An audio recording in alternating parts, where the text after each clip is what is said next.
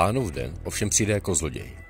Toho dne se nebesa s rachotem zřítí, živly se rozpustí žárem a země se všemi svými skutky bude odhalena.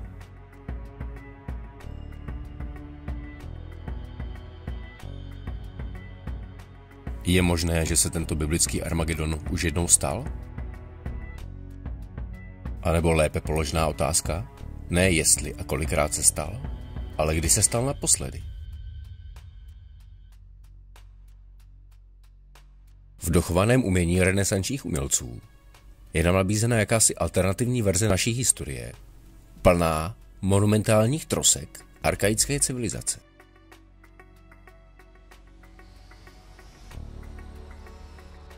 V této verzi historie byl náš svět zasažen ničivou katastrofou, nechajíce Evropu ležet v ruinách impozantního starověkého světa.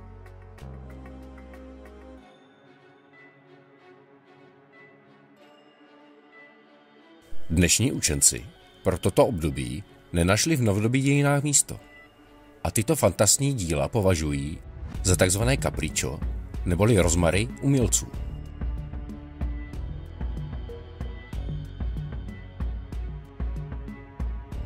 Pojďme si společně prohlédnout virtuální galerii obrazů. Jejíž autoři nám skrze svá díla, jako časová okna, nabízejí pohled do záhadné vynechané historie.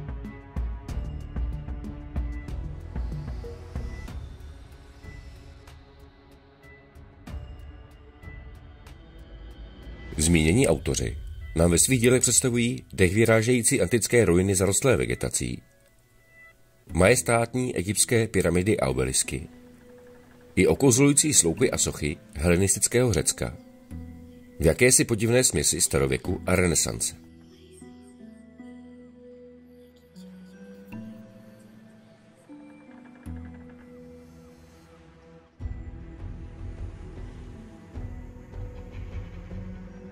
V následujících chvílích si představíme přední malíře tohoto stylu, co si o jejich dílech myslí oficiální věda, i moje vlastní postřehy, které nám otevírají novou možnost interpretace nejasných dějin středověké Evropy.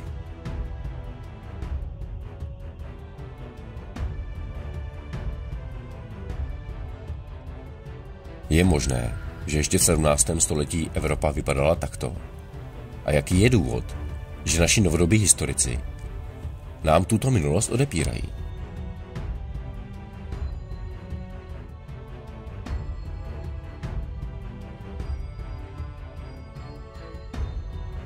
Novodobí historici si s důkazy, jenž nepodporují předem domluvenou vizi o naší minulosti, nelámou hlavu.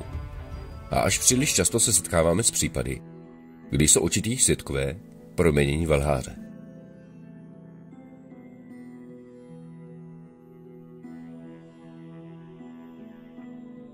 Začněme tím, co nám o těchto očitých lhářích říká Wikipedie. Capriccio, italský rozmar, znamená ve výtvarném umění, zejména v malbě, florenské mozaice, kresbě a rytině, architektonickou fantazii, která spojuje budovy, archeologické ruiny, další stavební prvky a krajinné scenérie do fiktivní a někdy až fantastní kombinace.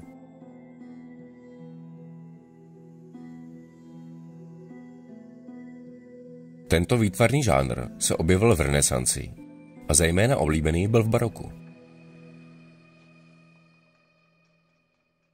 Styl capriccio spadá pod obecnější pojmy krajinomalba.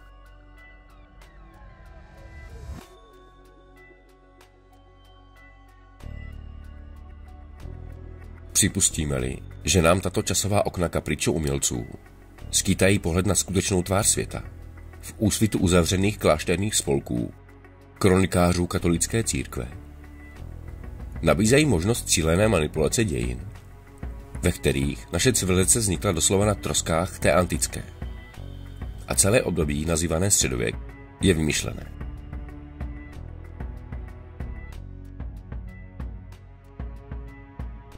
Odborní akademici již ztratili na důvěryhodnosti. Umělečtí tvůrci dějin, jak tyto manipulátory pravdy nazývám, nám již v minulosti dokázali, že v jejich výkladu historie je spousta nesrovnalostí a mezer.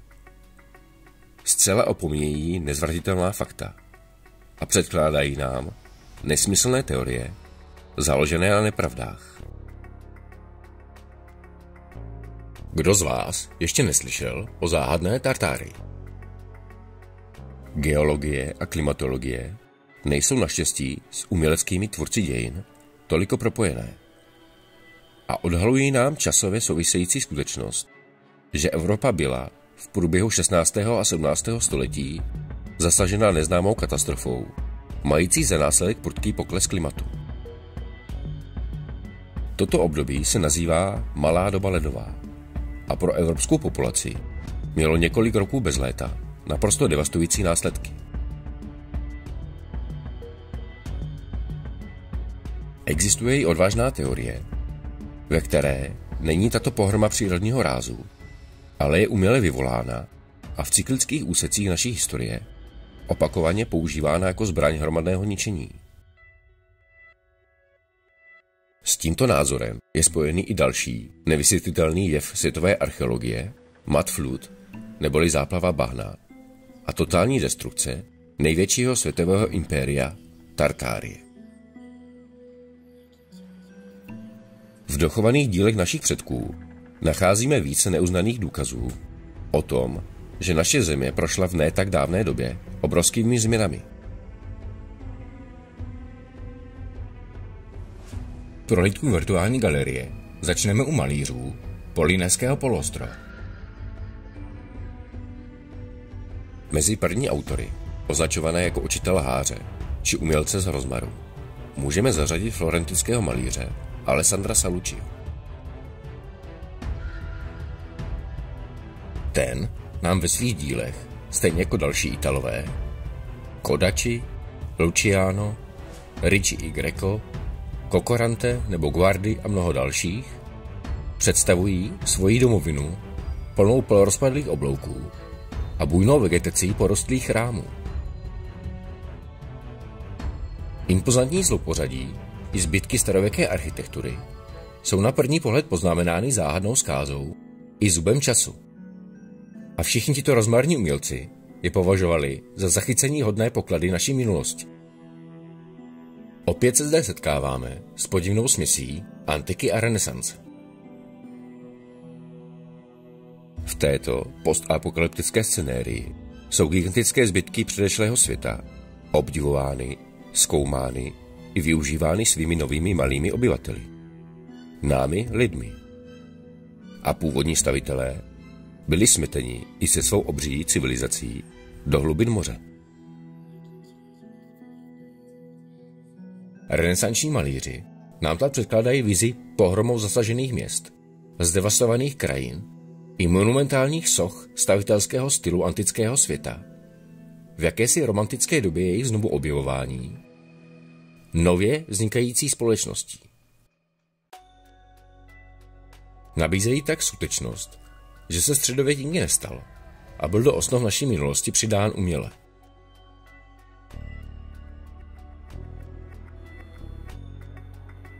Co nás na první pohled zarazí při pohledu na tyto fantastní díla kaprýčů umělců, jsou enormní rozměry zvětšených ruin starého světa. Podporují možnost existence obřích lidí, nebo chcete-li výsostí a veličenstev, pro které byly tyto chrámy a paláce původně budovány.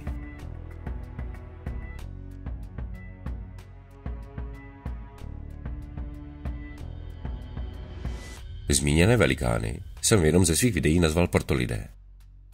A teorii, zahrnující více velikostí člověka v naší minulosti, se podrobněji věnují v příspěvcích o obrech. Odkaz naleznete i níže na stránce.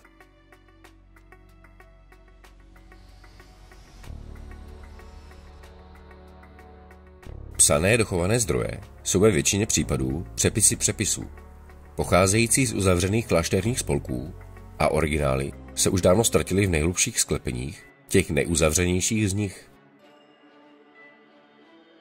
Jejich pravost se tak nedá ověřit a v této éře klamu a mystifikací nám mnohdy obrazy slouží jako důvěryhodnější prameny, nežli historické kroniky.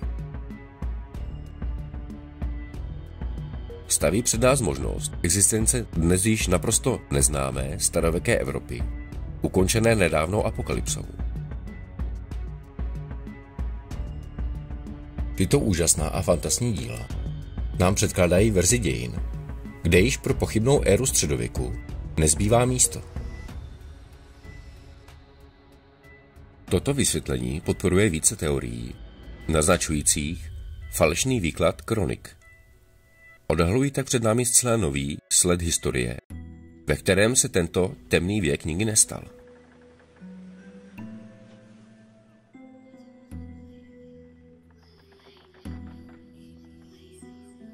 Ať už tento biblický Armagedon zapříčinila síla Matky Země, anebo se jednalo o ničivou sílu člověka, je zřejmé, že je nám odepírána možnost se z této události ponaučit. A jsme tak nuceni o němi uměleckými tvůrci dějin opakovat chyby svých předků.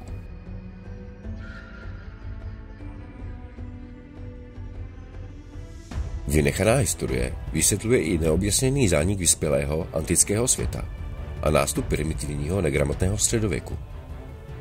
Prozrazuje nám, že evoluce běží stále stejným tempem a dějepisci se nás snaží mylně přesvědčit o období, kdy neprobíhala celá staletí.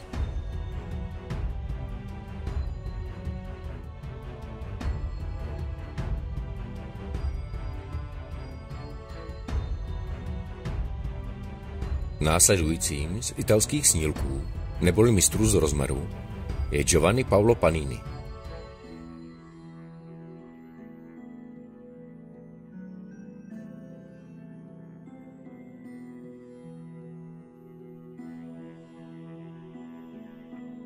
Panini, který je považován za jednoho z předních představitelů tohoto uměleckého stylu, nám ve svých časových oknech zobrazuje i nápadný přechod postapokalyptické kultury v nově vznikající renesanci.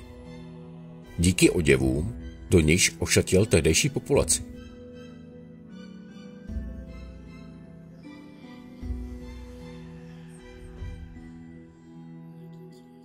V jeho dílech se setkáváme s lidmi oblečenými po způsobu starých Řeků a Římanů v antických tógách, obdivujících impozantní ruiny hned vedle postav oděných v renesančním stylu 17. století.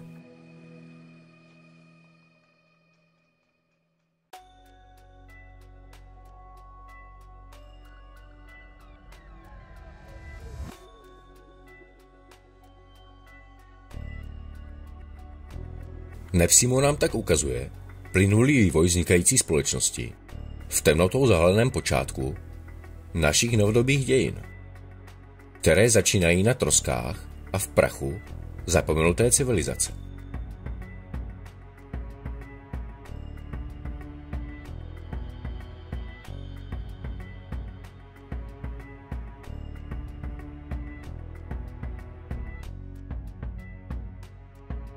Opět naznačuje plynulý chod evoluce, bez jakýchkoliv hluchých století temného středověku, se kterými se neustále setkáváme ve výkladu novodobých historiků a dějepisců.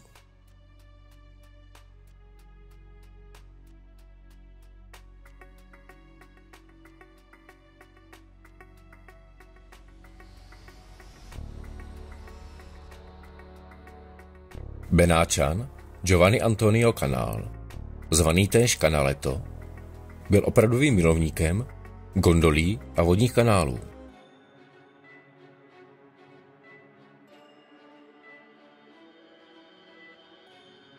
Na svých malbách nám nechává jasné svědectví, jak měli dávní stavitelé blízko k vodě a řekám, jenž protékali jejich obydlími.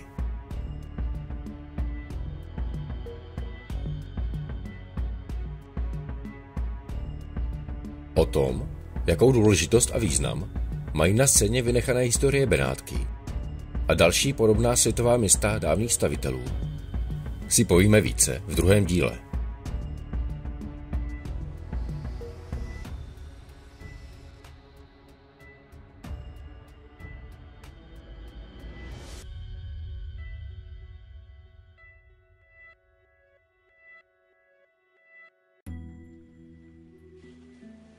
U Capriccio malířů se se setkáváme s natolik detailní a propracovanou malbou, že zde vzniká otázka, jestli dávní mistři nepoužívali při tvorbě svých děl již jakousi neznámou techniku pro zachytávání okamžiků, jenž pak pouze přenášeli barvami na velká plátna, a která se nám ztratila ve vlnách času.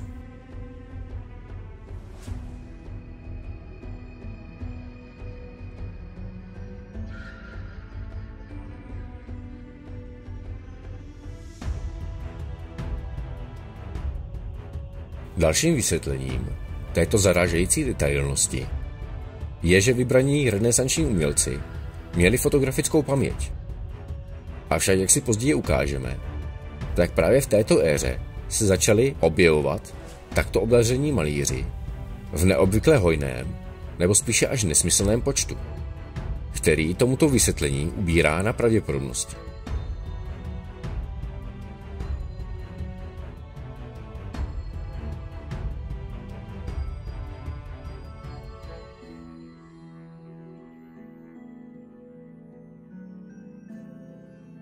Bylo 17. století érou géniů a autistů? A nebo mohla tato malířská technika skutečně existovat?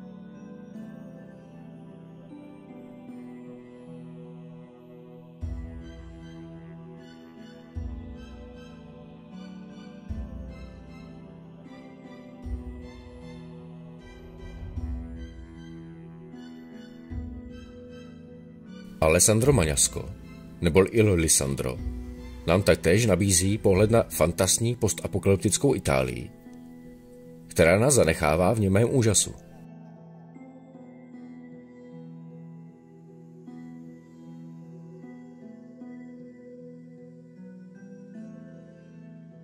Jelikož byli tito autoři víceméně současníci a působili ve stejné zemi, existuje vysvětlení, že se mohla jejich neuvěřitelná tvorba navzájem ovlivňovat.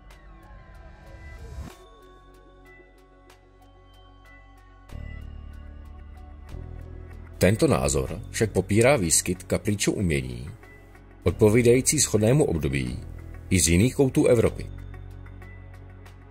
A jak si později ukážeme, tak záhadná katastrofa nepostihla pouze náš světadíl.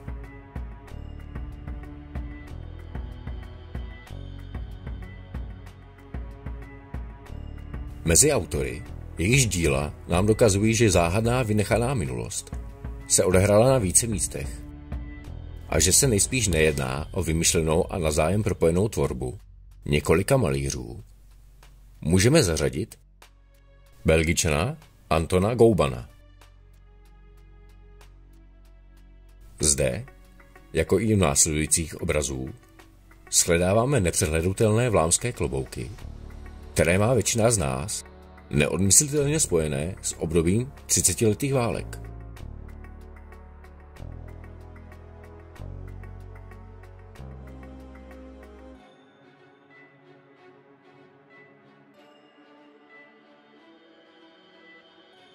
Také sem patří Nizozemci, bratři van Blémenovi, Hendrik Franz van Lin či Bartholomew Brimberg.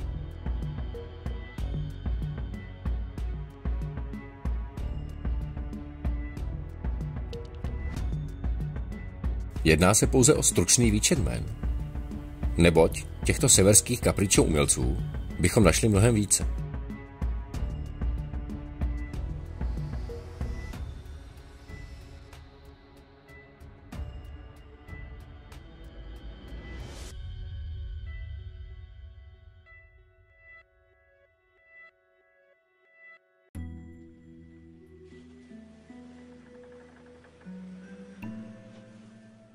I tito nejitalští mistři zanechávají náš světadíl obývaný velkolepou civilizací, ukončenou náhlou neznámou zkázou.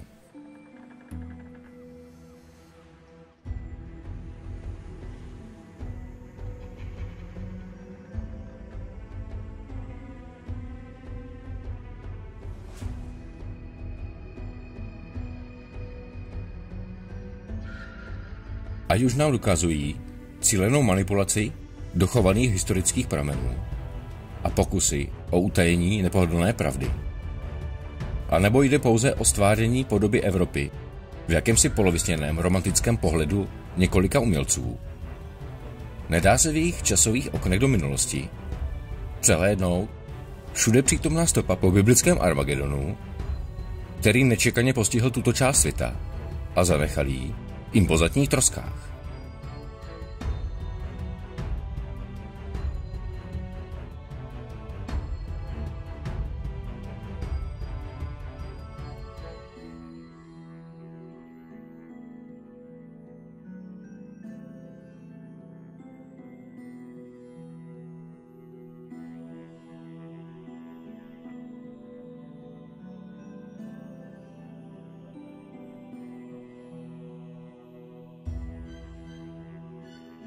Dalším z umělců, naznačujícím zcela odlišný chod dějin, ve kterém byl náš kontinent zásadně ovlivněn, klimatickým úkazem, odborníky nazývaným Malá doba ledová, je i německý malíř William Schellings.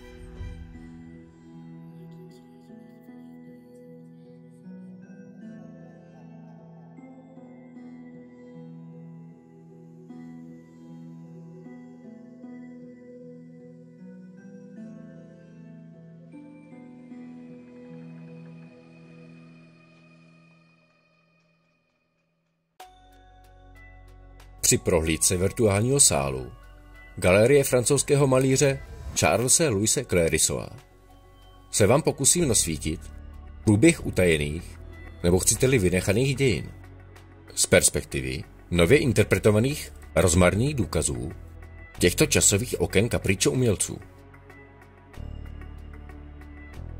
Jak to tedy mohlo být?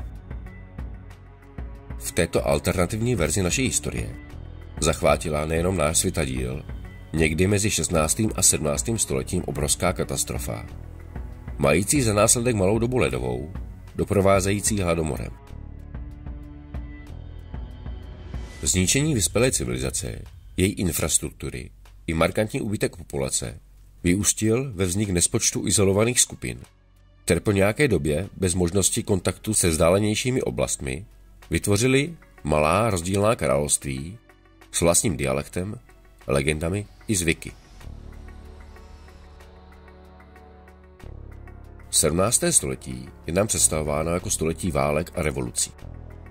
Také je považováno za období vzniku renesance, což je z francouzštiny přeloženo jako znovuzrození.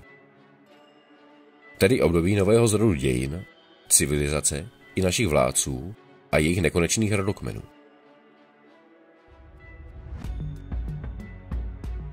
Touto dobou se již Evropa zpamatovávala z prvotního ochromení po biblické zkáze. Na troskách starého světa začínají rychle vznikat nové frakce, bojující o moc nad zbytky ztracené civilizace i jejich zapomenutých znalostí.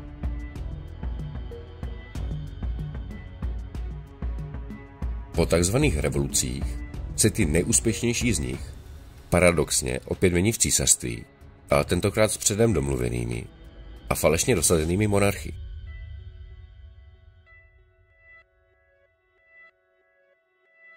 Aby se ujistili, že jejich lež nebude mít krátké nohy, museli přesvědčit o pravdivosti svých dějin i zbytek světa. A tak následují dlouhá století tzv. Přesvědčovacích vojenských tažení, kdy se rozhodli formou ohně, meče a kříže dobrat jediné pravdy a nechat zmizet vše, co by prozrazovalo existenci vynechané historie. To, co se z této éry dochovalo, bylo jednoduše prohlášeno za výmysl a jejich autoři označováni za snílky a lháře.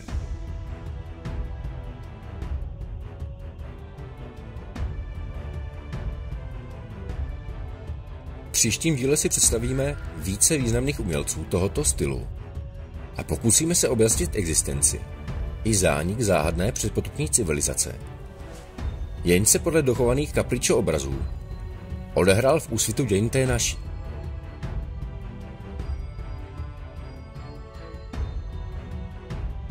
Jsou všechna tato úžasná díla pouze výplody lidské fantazie? A nebo se vynechaná historie skutečně odehrála? Jaký je váš názor?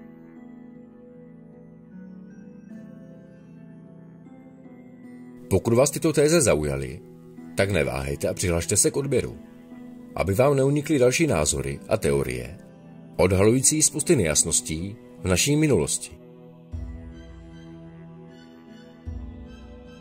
Děkuji za jakoukoliv podporu pro autora a budu se těšit na vaše komentáře.